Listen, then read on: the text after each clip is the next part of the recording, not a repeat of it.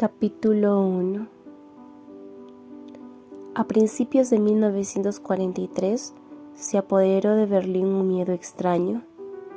Cuando el año anterior sonaron las sirenas antiaéreas, miré al cielo. No vi nada más que unas nubes altas que ondeaban por encima de mí como si fueran las colas de unos corceles blancos. Las bombas de los aliados ocasionaron pocos daños y los alemanes creímos que íbamos a estar a salvo. Para finales de enero de 1943, mi padre ya sospechaba que era aquel el preludio a una intensa lluvia de destrucción. Magda, deberías irte de Berlín, me sugirió cuando comenzó el bombardeo. Es demasiado peligroso. Podrías ir a Berchtesgaden, a casa del tío Willy.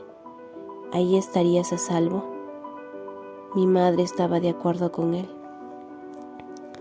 No quería saber nada de su plan porque de niña solo había visto a mis tíos una sola vez. Me parecía que el sur de Alemania estaba a miles de kilómetros. Amaba Berlín y quería permanecer en el pequeño edificio del departamento de Horst-Wessel-Stadt en el que vivíamos. Nuestra vida, así como todo lo que conocía, se limitaba a ese único piso. Quería normalidad. Después de todo, la guerra iba bien. Eso era lo que nos decía el Reich. En la Stadt, todo el mundo creía que bombardearían nuestro vecindario.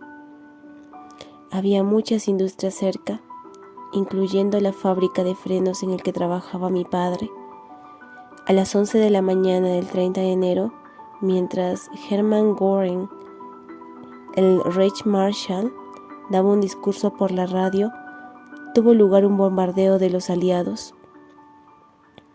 El segundo ocurrió ese mismo día más tarde, mientras hablaba el ministro de propaganda, Joseph Goebbels. Los aliados planearon sus ataques a la perfección. Interrumpieron ambos discursos. Mi padre seguía en el trabajo cuando sucedió el primero, pero ya estaba en casa durante el segundo. Decidimos que nos reuniríamos en el sótano durante los ataques aéreos, junto con Frau Horst, que vivía en el último piso de nuestro edificio.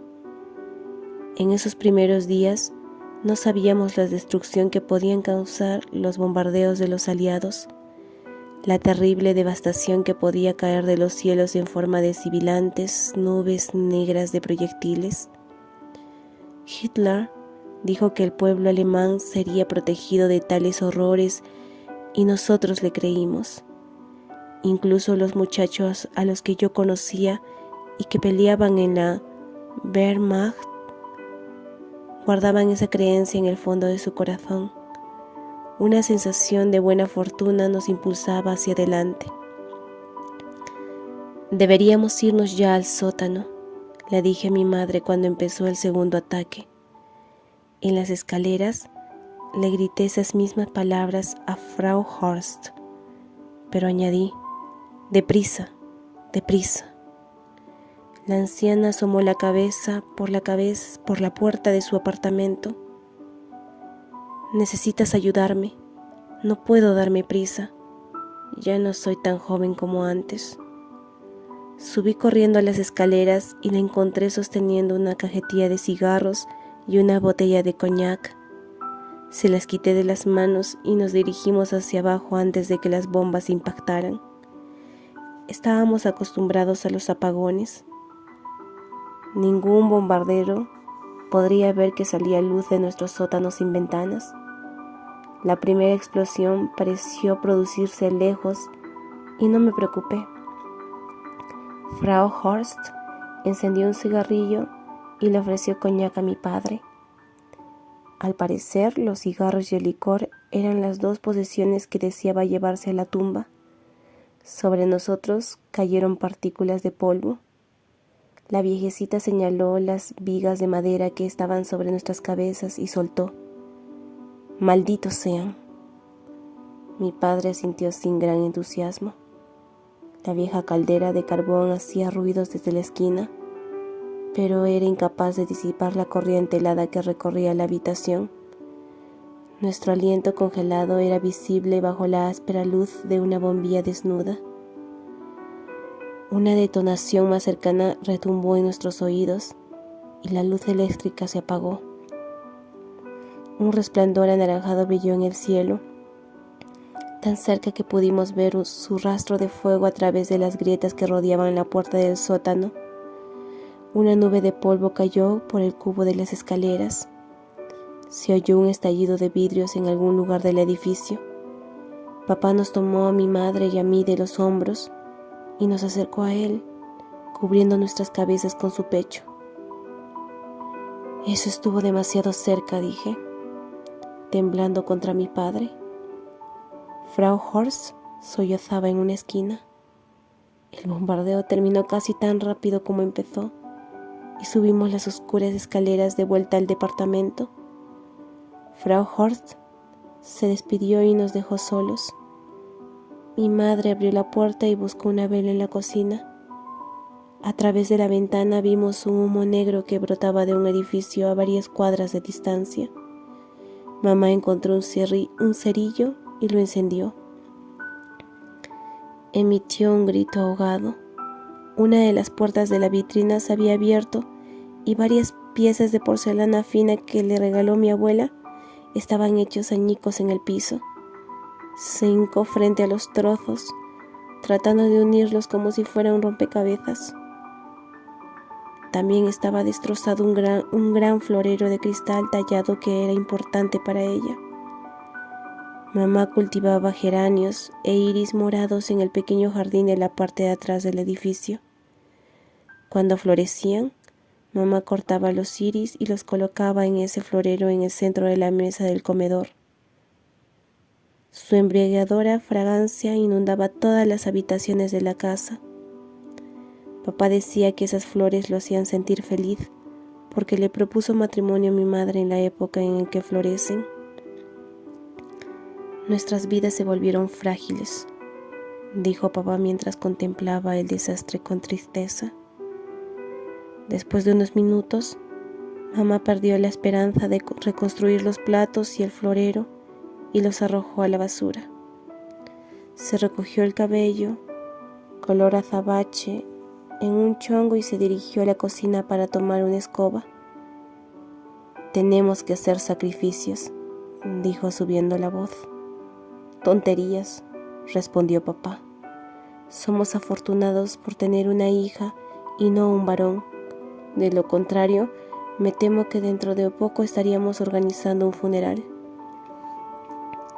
Mamá apareció con la escoba en el quicio de la puerta de la cocina. No debes decir ese tipo de cosas.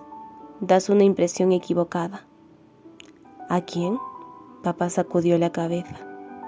A Frau Horst, a los vecinos, a tus compañeros de la fábrica. ¿Quién sabe? Tenemos que ser cuidadosos con lo que decimos. Ese tipo de afirmaciones, incluso siendo rumores, podrían costarnos caro. La luz parpadeó al volver a encenderse y mi padre suspiró. Ese es el problema. Tenemos cuidado con todo lo que decimos y ahora tenemos que lidiar con los bombardeos. Magda debe marcharse. Tiene que irse a Berchtesgaden con el tío Willy. Incluso puede que encuentre un empleo. En mis 25 años de vida pasé de trabajo en trabajo. Estuve en una fábrica de ropa, fui mecanógrafa para un banquero y resurtí los restantes de una tienda cuando me contrataron como encargada, pero me sentía perdida en el mundo laboral. Nada de lo que hacía parecía apropiado ni importante. El Reich deseaba que las muchachas alemanas fueran madres, pero antes quería que fueran trabajadoras. Supongo que eso también era lo que yo quería. Si tenías un empleo, era necesario que te dieran permiso para dejarlo. Como yo no tenía ninguno, me sería difícil ignorar los deseos de mi padre. Y en lo que al matrimonio se refería, tuve unos cuantos pretendientes a partir de los 19 años, pero nada en serio. La guerra se llevó a muchos jóvenes. Aquellos que se quedaron no lograban conquistar mi corazón. Era virgen, pero no me arrepentía de ello. En los primeros años de la guerra, Berlín se salvó. Cuando empezaron los ataques, la ciudad era como un zombie. Seguía viva, pero no estaba consciente de sus movimientos. Las personas parecían insensibles. Nacían bebés y sus familiares los miraban a los ojos y les decían lo bello que eran. Tocar una suave cairel de cabello o pellizcar una mejilla no garantizaba ningún futuro. Enviaban a los jóvenes a los frentes, tanto a la oriental como a la occidental. En las calles las conversaciones se centraban en el lento descenso de Alemania al infierno y siempre finalizaban con las cosas que se pondrán mejor. También eran comunes las pláticas relacionadas con los alimentos y cigarros, pero palidecían en comparación al bombo y platillo con el que se transmitían las noticias de las últimas victorias ganadas, con los incansables esfuerzos de la Wehrmacht. Mis padres fueron los últimos de una larga lista de Ritter que vivieron en nuestro mismo edificio. Mis abuelos vivieron ahí hasta que todos murieron en la misma cama en la que yo dormía. Mi recámara, la primera desde el pasillo, al frente del edificio, era solo mía, en el lugar en el que podía respirar. Allí no había fantasmas que me espantaran. Mi habitación no contenía gran cosa. La cama, una pequeña cajonera de roble, un librero destartalado y los pocos tesoros que reuní a lo largo de los años, incluyendo el muñeco de peluche que mi padre ganó en un carnaval en Múnich cuando yo era niña. Cuando empezaron los bombardeos, mi recámara cambió de aspecto. Mi refugio adquirió un aire sagrado y extraordinario, y cada día que pasaba me preguntaba si su paz se derrumbaría como un templo bombardeado. El siguiente ataque aéreo de importancia sucedió el 20 de abril de 1943, día del cumpleaños de Hitler. Los pendones, banderas y estandares nazis que decoraban Berlín ondeaban en la brisa. Las bombas causaron algunos destrozos, pero la mayor parte de la ciudad salió bien librada. Ese ataque también me recordó cada uno de los temores que sufría de niña. Nunca me gustaron las tormentas, los rayos ni los truenos. La creciente gravedad de los bombardeos me ponía los nervios de punta. Mi padre insistió en que me marchara y por primera vez sentí que tal vez tenía razón. Esa noche me observó mientras empacaba mis pertenencias. Reuní las pocas cosas que me importaban, un pequeño retrato de la familia de 1925, en tiempos más felices, claro, y algunos cuadernos para apuntar mis pensamientos. Mi padre me entregó mi muñeco de peluche, el único recuerdo que guardaba de mis años de infancia. A la mañana siguiente, mi madre lloró al verme bajar las escaleras con la maleta. Una lluvia de primavera humedecía la calle y el aroma terroso de los árboles verdes inundaba el aire. Cuídate, Magda. Mamá me dio un beso en la mejilla.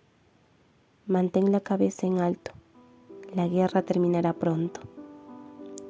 Le devolví el beso y probé la sal de sus lágrimas. Mi padre estaba en el trabajo. Nos habíamos despedido la noche anterior. Mamá me tomó de las manos una vez más, como si no quisiera dejarme ir, y después la soltó. Levanté mis maletas y tomé el transporte a la estación de trenes.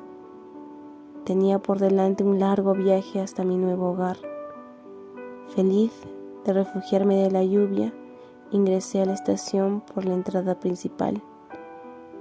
Mis tacones resonaban en el piso de piedra.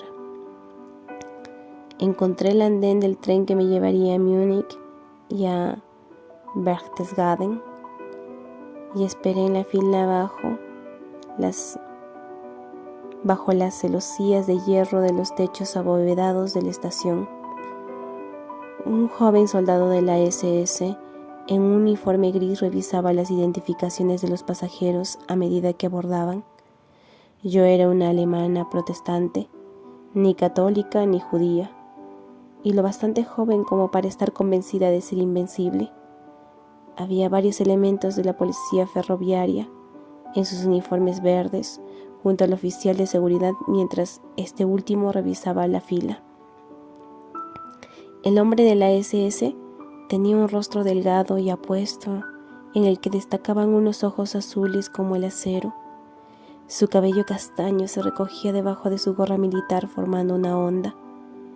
Examinaba a cada persona como si fuera un delincuente en potencia, pero su frío proceder ocultaba sus intenciones.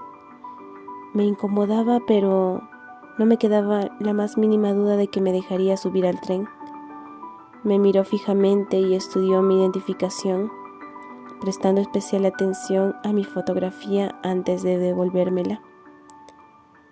Me ofreció una ligera sonrisa, sin coqueteo alguno, pero satisfecho, como si concluyera un trabajo bien hecho. Agitó una mano hacia el pasajero que estaba detrás de mí para que avanzara. Mis credenciales pasaron su inspección. Quizás le gustó mi fotografía. Yo pensaba que me favorecería. Mi cabello castaño oscuro me caía hasta los hombros. Mi rostro era demasiado estrecho. Mis ojos eran demasiado grandes para mi cara, y hacían que pareciera que venía de Europa del Este, dándome un aspecto similar al de un cuadro de Modigliani. Algunos hombres me dijeron que para ser alemana tenía un aspecto bello y exótico. El vagón no tenía compartimentos, solo asientos, y estaba medio lleno. En algunos meses, el tren rebosaría de vacacionistas citadinos ansiosos por veranear en los Alpes. Los alemanes desearían disfrutar de su país incluso en mitad de una guerra. Una joven pareja que parecía estar profundamente enamorada se sentó a unas filas de mí, cerca del centro del vagón. Tenían las cabezas muy cerca. Él le susurraba algo al oído de la mujer. Se ajustaba el sombrero y daba fumadas a su cigarro. Encima de ellos había unas nubes de humo azul. De vez en cuando, la mujer tomaba el cigarro de sus dedos y le daba una fumada. Los hilos de humo se dispersaban por todo el vagón. Dejamos la estación en la penumbra de aquel lluvioso día. El tren empezó a acelerar cuando salimos de la ciudad y pasamos frente a las fábricas y campos de cultivos de Berlín.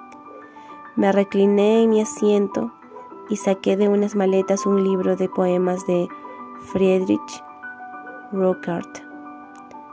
Mi padre me lo regaló años antes, pensando que me agradarían los versos de ese autor romántico. Jamás me tomé el tiempo de leerlos. El hecho de que me lo regalara me importó más que los poemas que contenía.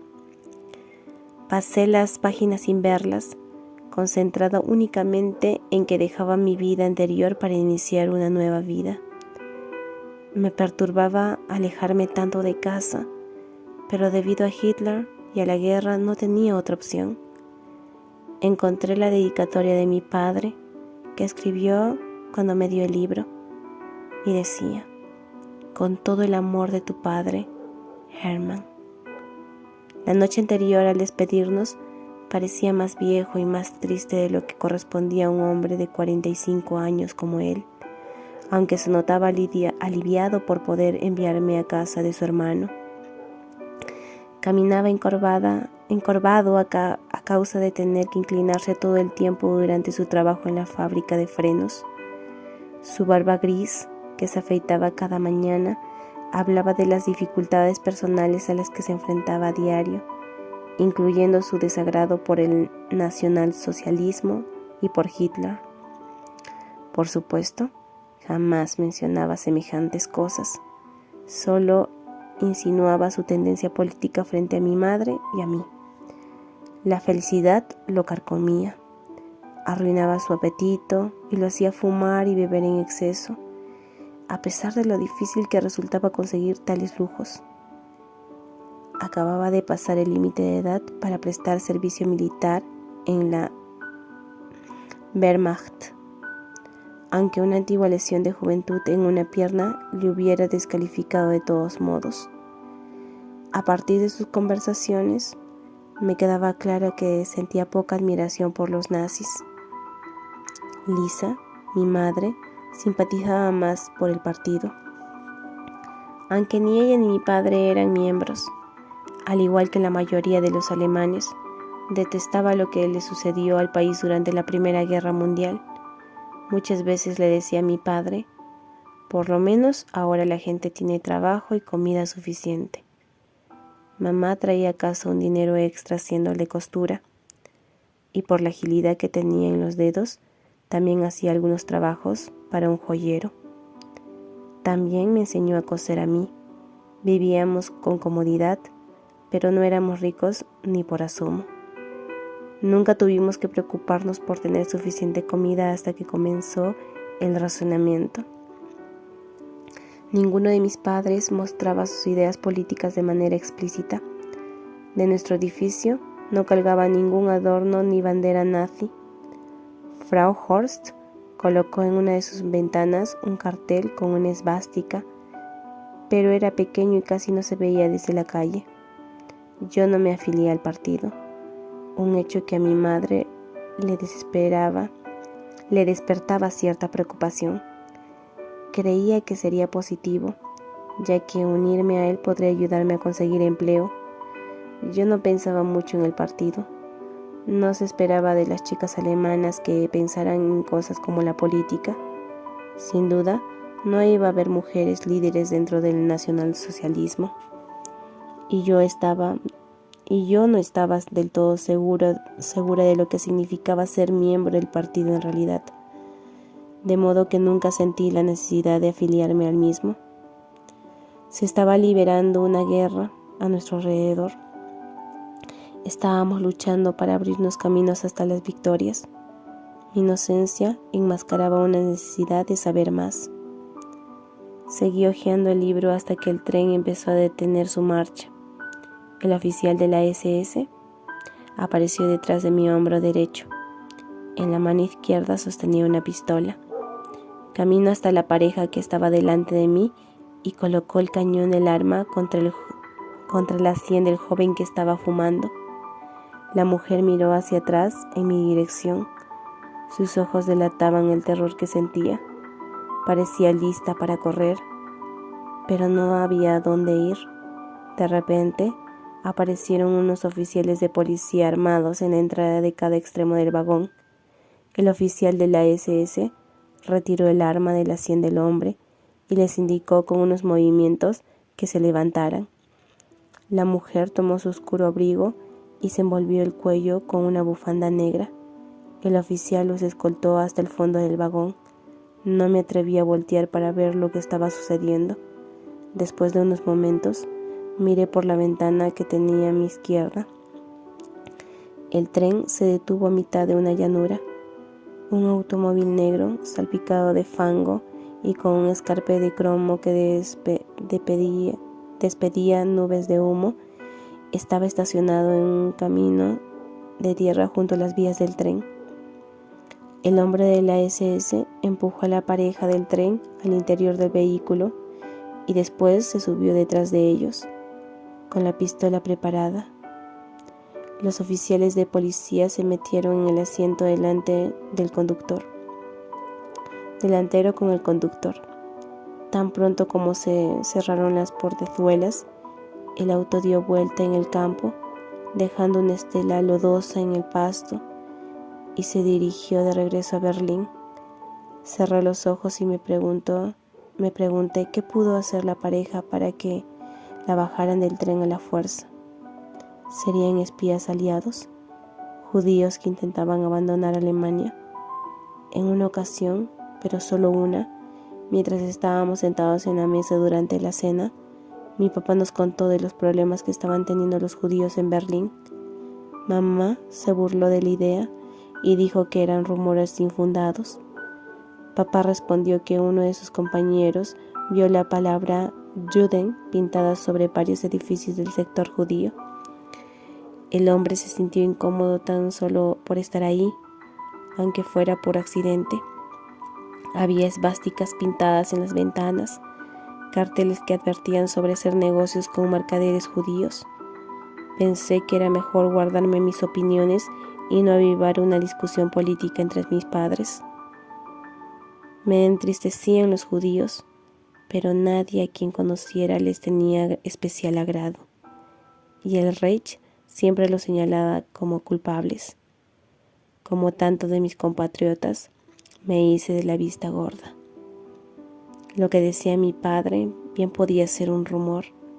Confiaba en él, pero sabía muy poco, solo lo que se comentaba en la radio.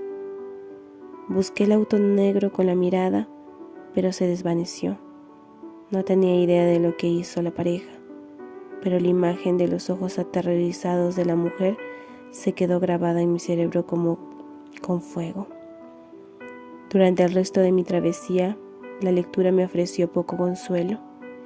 El incidente me inquietó. Me pregunté quién seguiría y en dónde terminaría todo.